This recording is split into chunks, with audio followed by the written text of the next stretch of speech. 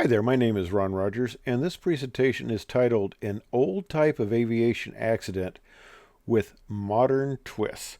Now, it's a very interesting accident. This was occurred on 14 August of 2013, a controlled flight in terrain accident due to pilot error and pilot fatigue. It's an Airbus A300 aircraft that was involved in this accident.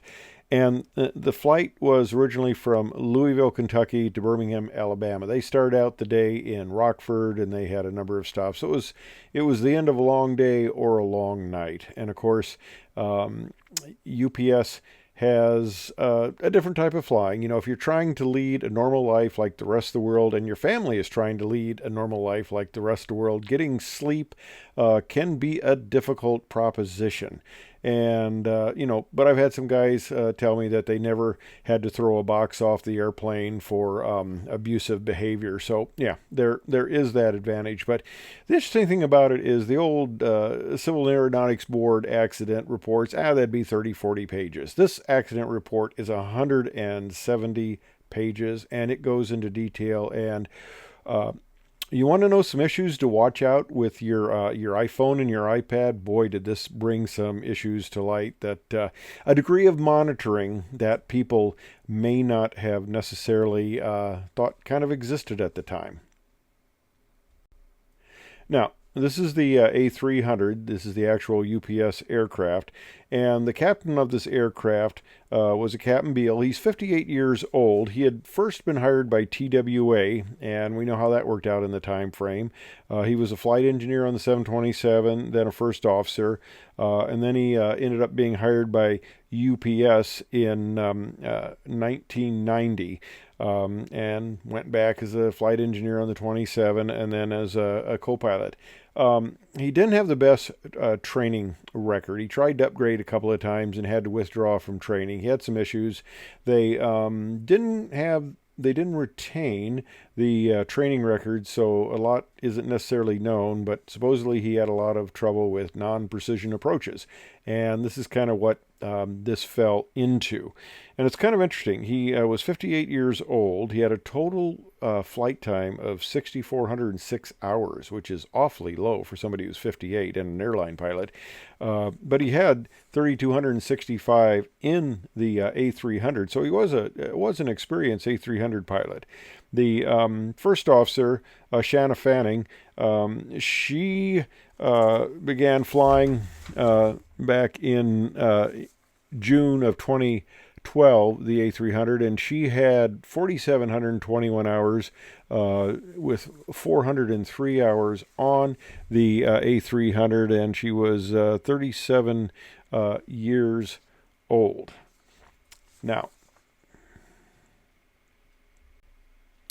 here is the Birmingham airport. That's where they're going, and I flew in there many, many times. And you know, these guys are flying on the backside of the power curve, and they're fatigued. And I flew the last 13 years internationally. So you're going east, you're going west. You don't know what time it is. You're always messed up. And it was actually 6 months after I had retired before I finally realized that I wasn't tired all the time, which is kind of an interesting thing. But I noticed that I actually did better. It taught me. That kind of flying taught me that I actually could fly fairly well when I was half asleep. I got some of my best landings, if you'd believe this, at 4:30 in the morning, my body time on my flight from Chicago to Beijing. I would be landing at 4:30 in the morning, and I think the fact that I was tired, I didn't over fly the aircraft. I didn't overthink it. When I'm more awake, I think I put more effort in. I don't do as well. In fact, I had a couple of flight attendants on a couple of flights comment me, and when the flight attendants praise your landing, you know you're doing something right. One said that, and it was a very smooth landing.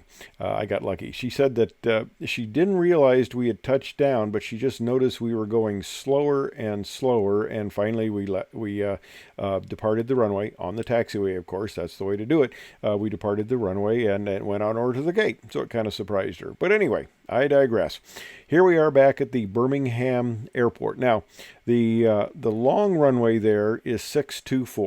and that's the one you want to land on. Well, they're coming in the middle of the night, and this runway was closed between 4 and 5 in the morning, and they were supposed to land at 4:51. Now, there were a lot of aspects on the planning of this flight that didn't go very well, and there's issues with communication between the dispatcher and the pilots. A couple of the primary issues were the airport was VFR. It had a 1,000-foot ceiling, but in the surrounding areas, they had a bunch of lower ceilings down as low as 300 feet. And that's quite an issue there. Now, the other thing is, and this information was not relayed to the crew, so they didn't really know this. And they also were not aware, you should read the NOTAMs, but we had a little issue with O'Hare. The NOTAMs would be like 20 pages long, and you got to carefully check them, and that's why it's nice to have a big crew, so you can dedicate one person to spend 10 minutes checking the NOTAMs. But the dispatcher should have been aware of this, and he should have briefed it to the pilots, and the pilots should have been aware of it also, that they had the runway closure. So instead of getting a nice ILS to 2-4, which is the typical nice approach and landing that we typically do, they had to kind of scurry at the last minute because they didn't know until they arrived at the airport that they were going to have to shoot a non-precision approach to runway 18, the shorter runway. All right, so they're kind of behind the power curve in that respect, and the dispatcher could have helped them out a bit there, but that didn't happen. So let's look at the approaches. We have a couple approaches to runway 18. We have the RNAV and we have the localizer. Now, a localizer is a non-precision approach, as it were. You've got good lateral guidance like you want on ILS, obviously, but you don't have the vertical guidance. And this approach also has a step-down fix in it due to the higher terrain.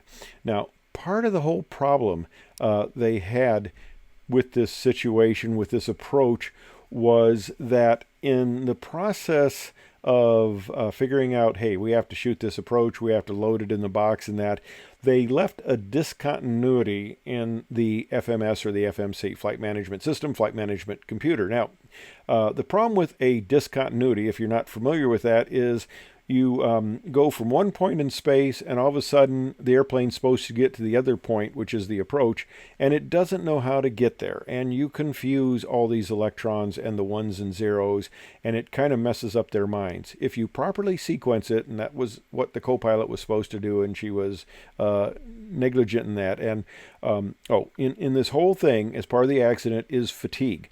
The captain complained that the schedules were killing him, and the first officer was cited, and I'll read that in the final conclusions here, of not getting adequate sleep. And I'll tell you how they determine that too, which is something, if you're an airline pilot or getting involved in one of these situations, you need to be aware of, because Big Brother is definitely able to watch what you're doing.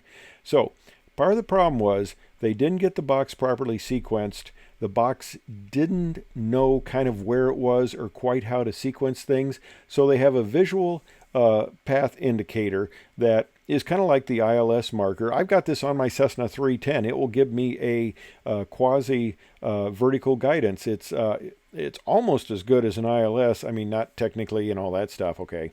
But it will fly me down a non-precision approach to a very nice centerline landing using the GPS data onto the runways out here. In fact, it's kind of how I told my wife, if I ever pass out, she can hopefully program the system to land it, and basically if she just pulls the power, she'll survive. But okay, they were supposed to set this up, but the FMC didn't know where it was, so it pegged the thing way high. So it showed them very much under the glide path the entire time. They never had good vertical descent guidance. And in the olden days, we had these dive and drive approaches, and I'll show that on the next little slide here. Now, this is a depiction of the dive and drive. Now, one thing interesting about this accident is the FOQA data, the Flight Operations Quality Assurance data, pointed out that air traffic control tended to bring you in high on this approach, and the captain was aware of it. It was kind of a a known gotcha. They tended to bring you in high, so he was ready for that. And you can see from the red line there the depiction of their flight path, and you can see the altitudes that they were supposed to be at. And on the final segment there, you notice the red line is above the dash blue line. He leveled off 200 feet high, which certainly didn't help him. And he had briefed using an approach, a vertical coupled approach that would use the aircraft computed vertical descent angle to actually fly it down like an ILS. But he was below the depiction, although he was above the 3.28 degree glide path. So what happened here is he's coming in on the approach. He realizes it's not going to follow the vertical guidance, and he reverts to vertical speed. Now, that was an issue here, and it had been so much greater if they'd just waited 9 minutes and shot the ILS. But the issue here was all of a sudden he's not shooting the approach that he had briefed. He didn't really convey it to the co-pilot what he was doing here, but he went from a vertical path guidance approach, which would have brought him down nicely, to what we call the dive and drive, because you dive down to the minimum descent altitude, or in this case, you've got even a step down fix. So you drive down to that, and then you drive down to the descent, minimum descent angle, and then you drive forward level until you get what is either a depicted visual descent point or one that you calculated. And back when I was in the Air Force, we had to calculate these, because especially when you're coming in a T-38 on a Category E approach, and probably some of you are out there going, what the heck is a Category E? That's a secret military approach. No, it's just an approach for high-speed aircraft, and you don't typically see it, because you don't typically see it at most civilian airports. It's you'll find it on the military approach charts. But again, I digress. So anyway, he got into this vertical descent rate. He's coming down at 1,500 feet per minute, and he's getting behind the aircraft. He's high, and he's behind, and he's diving, and he's doing an approach that he hasn't quite briefed. The aircraft had the capability of calling out 1,000 feet above the terrain, 1,000 feet, 500 feet, but they had disabled that. That's a very nice thing, because the airplanes I flew, the 777, it'll give you 1,000 feet, and then you have certain callouts. And 500 feet, you're supposed to be stabilized, landing configuration, all that stuff at 500 feet. Well, those callouts weren't made. The first officer who was supposed to be making those callouts didn't make it. She's supposed to be inside watching the instruments, and I don't know how hard this is, because I did this as a co-pilot and as a line check airman where I'm playing co-pilot. I'm supposed to be watching the instruments while the other guy's flying, and he's taking a peek outside to see if he can pick up the runway. But I'm on the instruments as the first officer, or playing first officer, to make sure that we're meeting all the parameters, and I'm looking at approaching minimums, and stuff like that. Well, all that wasn't done. She was faulted for looking outside, not correctly communicating that information, and they punched right through the minimum descent altitude. Now, when I was working as chairman of the new aircraft committee from the Airline Pilots Association, Boeing did a presentation, and they talked about the accidents, the CFIT, controlled flight into terrain accidents, that were a dive and drive type of accident, where they dived and they didn't undive, and they just drove right into the ground. And he said, well, the solution is to move the runway 1.4 miles closer, because that was kind of the impact point. And yeah, that was very humorous, but it's not going to help you if you hit the ground or the runway at 1,500 feet, even if you move it closer. And they had the enhanced ground prox warning system, and you think this would have helped them out, but they had a software update that wasn't installed. They had the older update, and it gave them, at 250 feet above the ground, it gave them a sync rate command. Now, the procedures were, if you were in the weather and you got that command, and you didn't have the runway in sight, you were to go around. In fact, do a controlled flight into terrain recovery, where you pull up to 20 degrees pitch attitude, you shove the power in, and you do escape maneuver. And they felt that he might have had a chance of recovering the first time if he had gotten that, but on the software update, he'd have had a little bit over 6 seconds of warning on that. but instead he was going down at 1,500 feet per minute. He went past 250 feet altitude. Now the ceiling was about 300 feet. He calls out that he sees the runway, but of course one of the problems at night is, especially when you're kind of in a dark terrain, and I'll show you that picture in a second. When you're in dark terrain, you don't have a good view of actually how high you are, and that was part of the problem. So they're going through at 1,500 feet. He got the descent rate call out. 8 seconds later, they hit the tree, and then they got the 1 second after they hit the tree, they got the warning that they were too low terrain. So that's a really good system. But part of the problem with the even the enhanced ground proximity warning system and the terrain avoidance system is that when you're in landing configuration and you're coming in, you're going to land, you can't get a warning that says, terrain go around. So it has to be kind of dumbed down so it doesn't give you false warnings. But in this situation, it worked to the disadvantage of the crew. And here we have where they hit the trees, went across the highway there, then they made ground contact, and the airplane started to come apart on them. And there's a picture of the front section, ending front section, and the cockpit is actually remarkably intact. And you almost think this almost looked like it was halfway survivable, and probably if they hadn't hit the ground at 1,500 feet per minute and all that stuff, they might have survived. Now, here's the thing that is really a gotcha. Okay, they were complaining of fatigue. And the NTSB went back. They interviewed the wives and the husbands and the families and what was the day like, and they made this chart. But they could also tell when the people were supposedly in crew rest, but they were on their cell phones or they were on their iPads. So obviously when you're on your iPad or your cell phone, you're not resting. So your little electronic device is snitching on you. So that's an interesting aspect that they know more about you and your sleep or awake habits than you might think. And they criticize the first officer for not getting adequate sleep, not calling in and complaining or putting herself on a fatigue call that, hey, I'm too fatigued. I need to be off this airplane. I don't need to be flying. And of course, it resulted in an impact early morning, short of the runway, and this is a picture picked up by a security camera. Now, the NTSB in their 170-page report, and you talk about a thorough report. I mean, in the olden days, you're talking about a 727 accident. Well, it's pretty basic. The equipment is basic. The avionics is very basic. A lot of times they didn't have ground prox warning systems. There was no TCAS. A lot of these systems didn't exist, and it was a lot simpler of an investigation.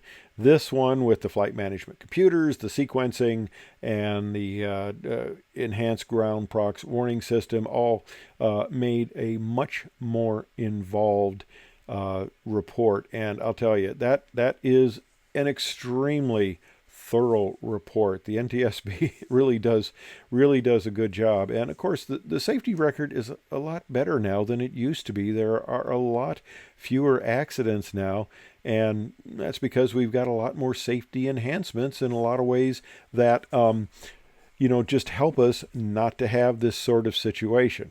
But the unfortunate thing is they were shooting an approach that you don't shoot very often. And I mean, the only time I would typically see a non-precision approach, where you have a dive or drive, which would have been, but you have a vertical path descent indicator, that's in the check right in the simulator. That's about the only time you see it, because you're either flying day approaches with an ILS backup, or you're flying an ILS approach, or you're shooting a Cat 3 approach, which is a very well-briefed and well-practiced approach. So you just don't see these type of approaches, and the unfortunate thing, that was kind of the captain's weakness here, and so it wasn't helping out. And of course, the fatigued co-pilot not giving good call-outs in the altitudes certainly was a contributing factor. And from the NTSB, The probable cause, the NTSB determines that the probable cause of this accident was the flight crew's continuation of an unstabilized approach and their failure to monitor